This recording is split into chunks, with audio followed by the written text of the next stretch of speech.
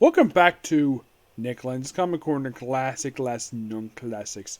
This episode number 2489, double number 2383.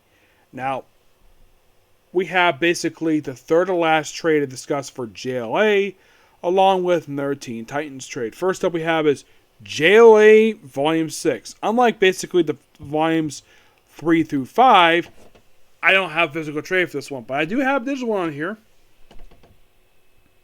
Now, this book, written by Joe Kelly, art by Doug Mankey, Velvet Gatchik, L.A. Lewis, L.A. Russa, Daniel Burrs, and Derek Smith.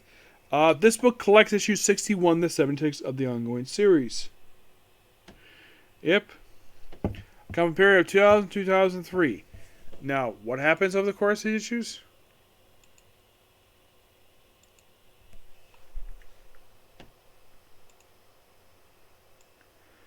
Well, we do have a couple different story arcs here.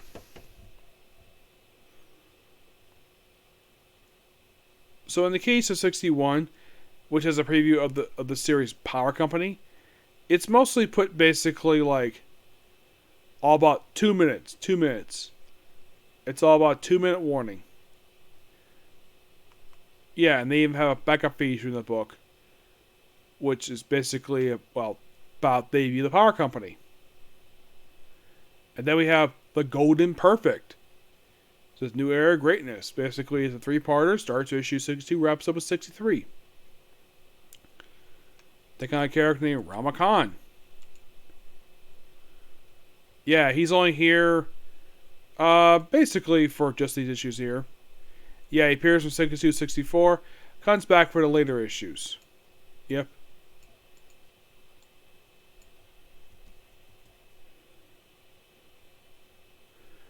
For 65, basically, it's all about the Dark Knight. Bouncing the Bat Boy. Yeah, it's mostly put kind of like basically like, you can think of this book as, well, the Justice League, Batman featuring Justice League. And then we have 66 is called Destroyers. And I think the story goes about 69. No, it goes on to 68. And then we have a storyline from 69 to 76 known as the Obsidian Age. Yep. The Obsidian Age.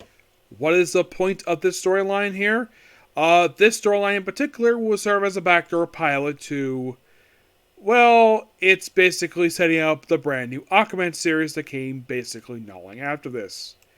Yeah, that's really the whole thing with Justice League The Obsidian Age, because here was the strange thing. Aquaman did not have an ongoing series published per time, so they set up the new one with this very story, which is like 8 parts. Mm-hmm.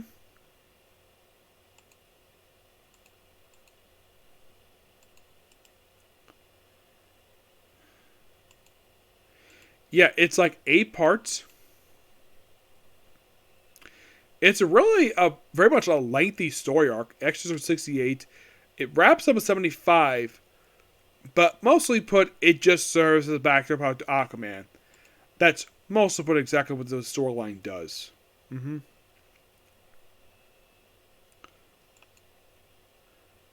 Aquaman has been accused of sinking Atlantis. And then basically, like, 76 is mostly put an aftermath issue of that storyline.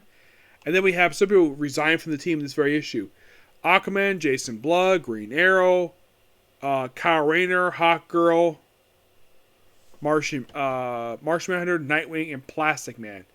Yeah, they all resign the team, and John Stewart joins the roster of this issue. Yep.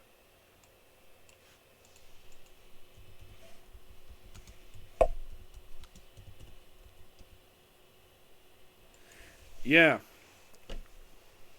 That's the interesting thing with the JLA. They didn't have many new members. Like, it seemed like after like the start of it, like John Stewart was the first one to join since Jason Blood joined in issue 69. Yeah, and then like not long after this, basically like, it's interesting in the fact that 69 had Nightwing join the team full time. Yep. And that's simple what it was. It's just kind of interesting. Mm-hmm.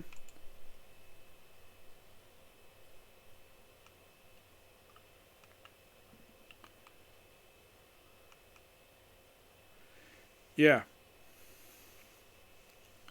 I'm definitely looking forward to discussing the rest of the series because there's not really a lot left to discuss when it comes to the JLA. Yeah. I do find it interesting, though, in the kind of in a way, the epilogue issue. Yeah, in the epilogue issue, let's have basically half the team quit the roster. Let's have 1, 2, 3, 4, 5, 6, 7, 8, 9 people quit the team.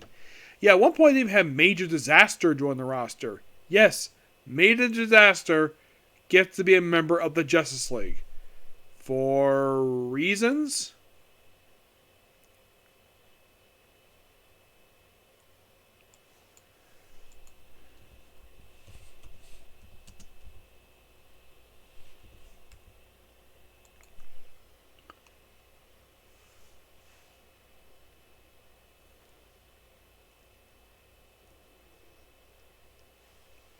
Yeah, basically he was just a fill-in for this team, and then basically, like, then he left.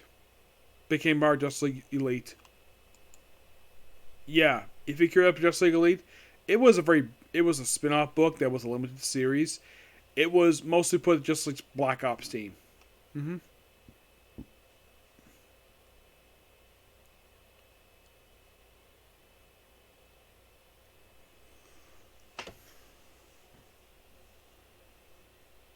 Yeah. When I cover this book, not sure, but these issues in particular, I thought they're really good. Yep. So yeah, pretty good issues. All right, next up we have is, excuse me.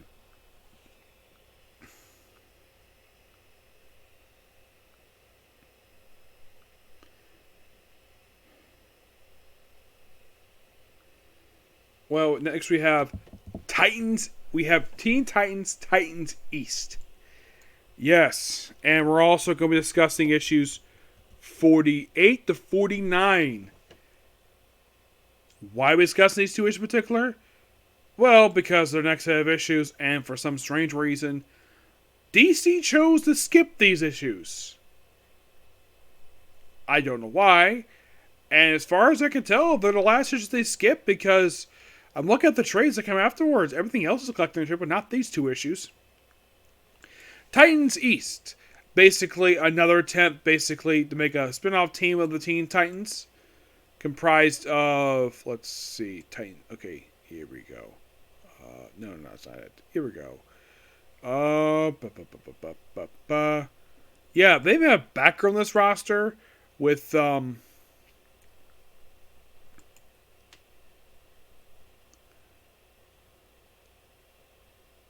yeah, they had Batgirl on the roster, which, of course, they do something really stupid. Oh, my gosh.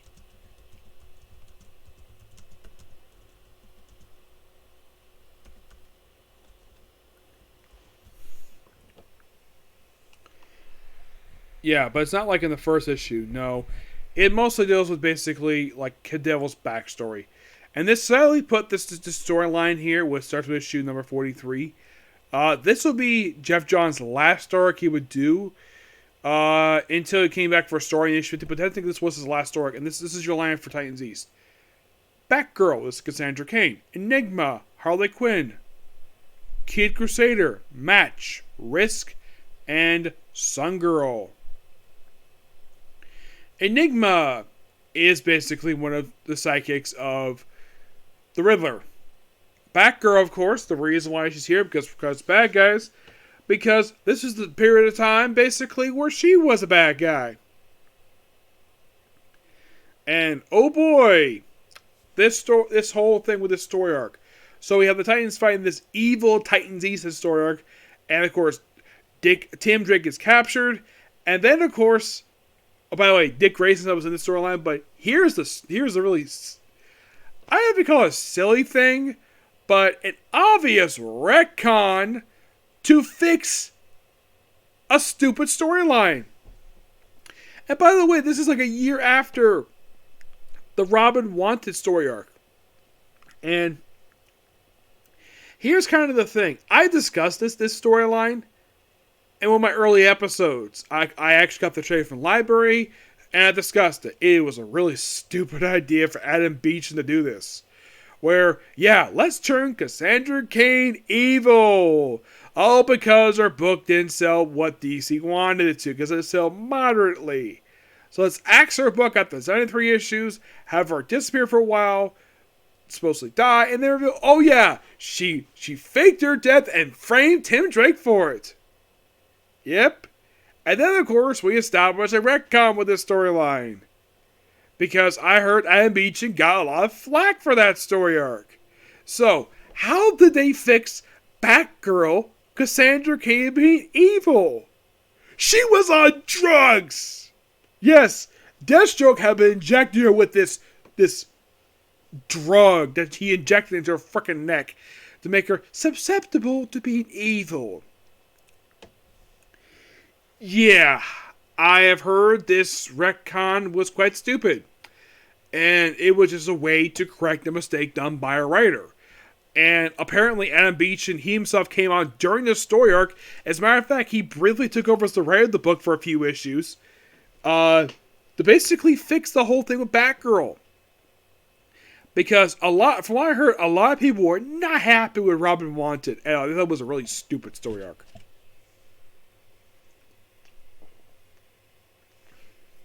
Yeah. When I viewed the storyline 10 years ago, I was in my own house.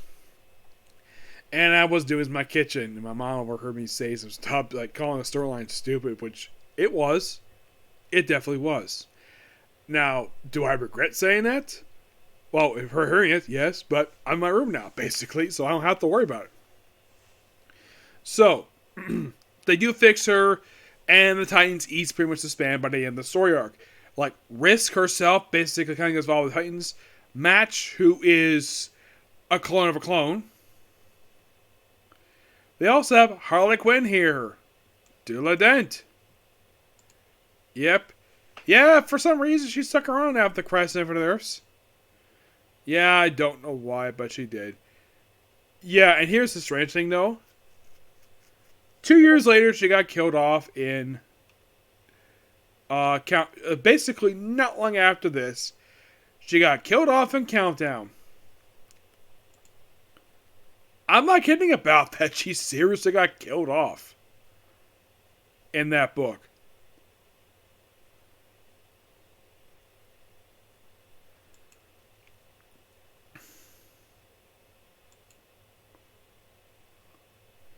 Yeah.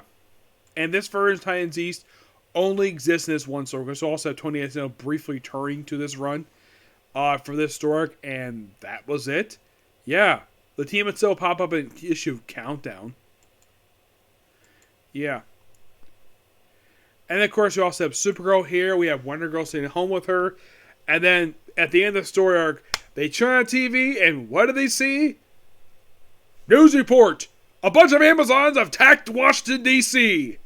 Yes, seriously. That's how the issue ended. And it led into a two-part tie-in to a crossover from what I've heard was one of the worst DC story arcs of the first decade of the 20th century. Amazon's attack, and for some stupid reason, DC is doing this again. Except it's just another Amazon's attack. Now, this particular miniseries was a prelude to Countdown. Yeah, and this is basically all about Supergirl and Wonder Girl. They try to free these women. There's oh my gosh. This whole storyline, okay, so Amazon's attack was the stupid story arc where almost all the men appearing in the story arc were going to be sexist pigs who apparently do not know how to properly talk to a woman. And by the way, the main storyline was done by Will Pfeiffer, a good writer who's written better stuff than this piece of nonsense. And this two-part tie-in wasn't done by him. It was done by Adam Beecham.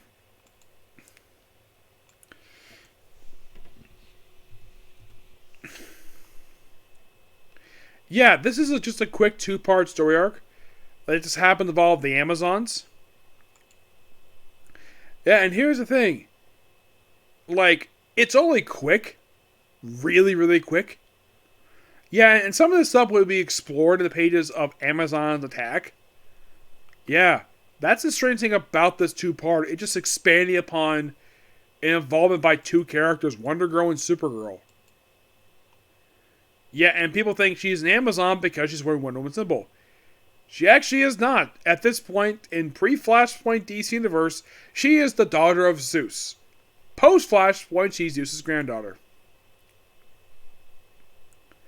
Do I think the story arc is terrible? This 2-parter, it's okay. It's not terrible. Here's the strange thing about this. Because this is actually one of a few books that tie into this book, Supergirl, Catwoman, and Wonder Woman all tie into this. Here was the strange thing, though, about all 4 of these books. Catwoman would end not long after the story wrapped up. As for Teen Titans, this book managed to survive perfectly fine. It was only involved for a couple issues, and we're done. Yeah, only involved just for a couple quick issues, and that's it. Yeah, and then, of course, this issue ended with having Robin make out with Wonder Girl, his best friend's girlfriend.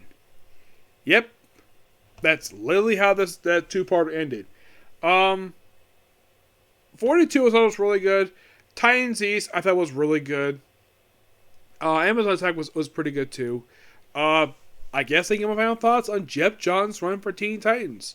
Really good run. I thoroughly enjoyed this run for Teen Titans. Yeah. Because I had previously reviewed Teen Titans before. I reviewed Volume 4, which is the relaunch of Scott Lobdell and Will Pfeiffer. You have basically have the first volume, which is Volume 4, Volume 5, Volume 6. Covered all of these. Very happy to cover these. I mainly decided to cover this because I have another trade. I have physical trade for this run next to me. So that's the reason I'm discussing these. So with the very next time I talk about Teen Titans and JLA, it'll be physical books. Not digital. Physical. Yep. And if you're really curious, okay, with this particular book, how many more trades have to go for Teen Titans?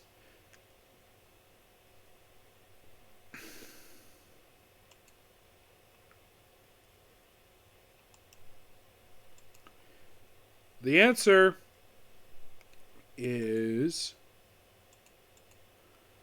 Okay, because I got this done. So I have 1, 2, 3, 4, 5, 6, 7... about 8 more trades.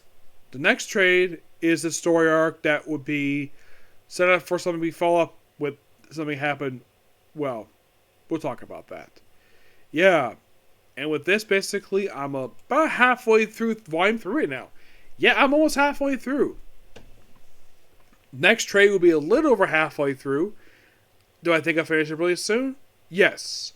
Though JLA is almost running out, I have basically 2 more trades I've discussed for that one, and that'll be pretty much it. The end will discuss some at a later point, but not right now. But what would I be replacing it with? Well, I'm replacing JLA with Justice League America. No, not the 60s book, basically less than 80s. The book that came before that book. That's what's replacing it. Yeah, I'll be discussing it along with Justice League Europe. Task Force I'll discuss later.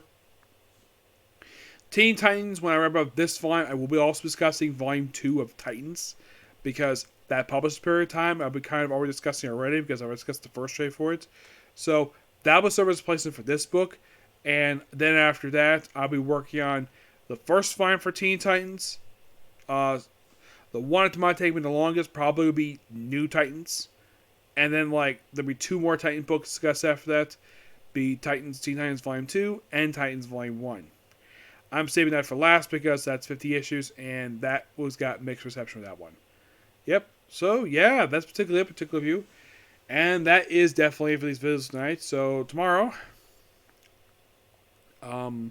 maybe a comic corner or 2. And probably a review for Dr. Stone. Okay, next view.